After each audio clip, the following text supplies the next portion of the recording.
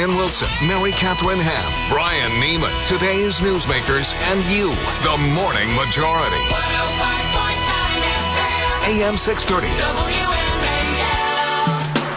7:38 on the Morning Majority. Trevor Matich is in the studio to cheer us up in person. Isn't that kind of him? You know you're in a bad spot when you're in suspense to see if they will score a point. Yeah, a point. A point. By the way, sorry, this Redskins report brought to you by Fork Union Military Academy. Unfortunately, there is no way in the NFL to score 1 point unless you score a touchdown first and then kick a point after touchdown. And so that took the Redskins' opportunity to score away. Yeah. Sad day. So what happened? I mean, how are they that bad on offense? You know what? That's the big question. Because, yes, they have injuries. Okay, fine. A lot of teams have injuries. Be competitive when you have it. And the thing is, the Buffalo defense is one of the worst in the league at defending the run. The Redskins ran the ball for 26 yards. 26 yards! I could throw a paperclip 26 yards against the wind. But they had Ryan Terrain. But a lot of their runners were out. I mean, they don't have any depth on the bench, and they've been riddled with injuries. Well, they're blockers. They do have two new offensive linemen playing and a third playing in a different position. Yeah. So that makes it hard, right? But at the same time, Buffalo is not an immovable object. And there's some interesting questions that are starting to pop up about that. All right. Why is this happening? And one of the questions is, are they predictable to the point that defenses now are able to call the right defensive play to stop the run that they anticipate the Redskins to do, and are doing it so often and so successfully that the Redskins cannot run even against bad defenses? So you're saying it's not just being riddled with all of these injuries. It's that the offense has become so predictable. I'm saying that is a question that the Redskins need to answer now. Because when you look at how they've done things, they started this last game with good balance, pass and run. 8 runs, 8 passes in their first 16 plays. But they couldn't run the ball well. They averaged 2 yards per carry on those 8 runs to start the game. And so they, for the rest of the game, ran it 4 times, passed it 20. And so all of a sudden there are big questions about play calling, about predictability, and about offensive coordinator Kyle Shanahan that must be answered. All right, I wanted to go there because during the postgame on Comcast Sportsnet, you guys brought this up. Chick Hernandez asked the question. Brian Mitchell answered it. I don't think you ever got a chance to really answer it.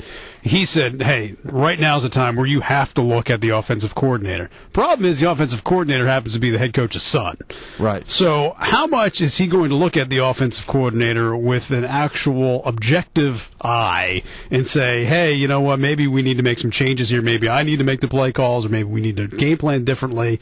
I mean, this problem with nepotism is an issue when you're not winning, and right now they're not winning. That's the problem, Brian. The problem is the perception right now is that it may well be the offensive coordinator is a problem. The offensive coordinator, Kyle Shanahan, the son of head coach Mike Shanahan, and the perception is starting to really gain momentum that there's a problem with offensive coordinator that the head coach will not deal with because of issues other than what's best for the football team. And that might not be true. There might be things going on with the personnel in that complex that they see on tape that make it so that Kyle Shanahan actually is calling fantastic games.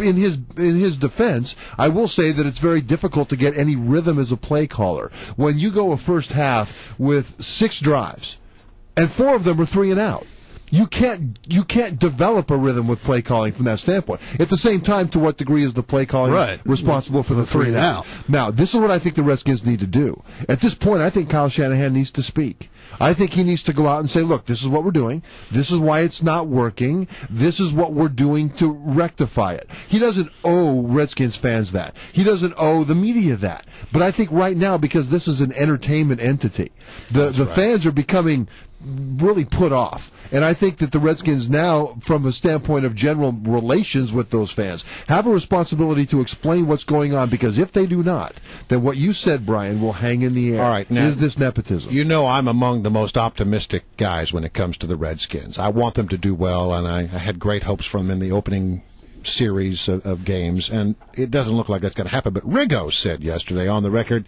he said they may not win another game this season. Is that possible? That is possible. The thing is, their schedule is backloaded. Yeah. The most difficult part was at the end of it. The easiest part was at the beginning, and they dropped a couple of games they should have won in the early part, including against Carolina last week.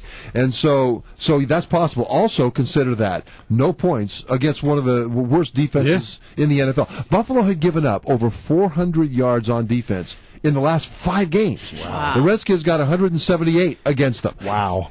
And no points, and you have to score to win. So to Rigo's point, no points, no wins. If you can't score against Buffalo, who can you score against? All right, I got one other question. Shoot. There was one run back by Brandon Banks, who I just love to watch. Yeah. He starts coming out of the end zone.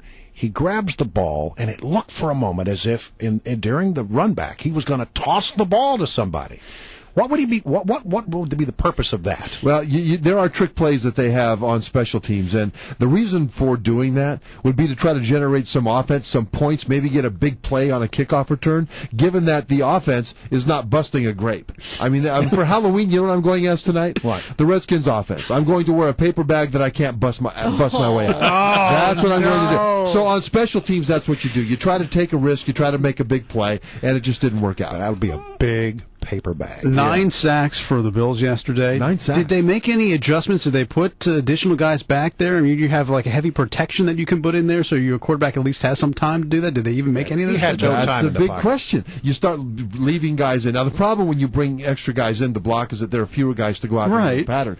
But you also have more time. Right. You also can move the pocket a little bit more. These are questions the Redskins need to answer. Why weren't adjustments apparent? Maybe they made adjustments, but they weren't apparent, and certainly they did not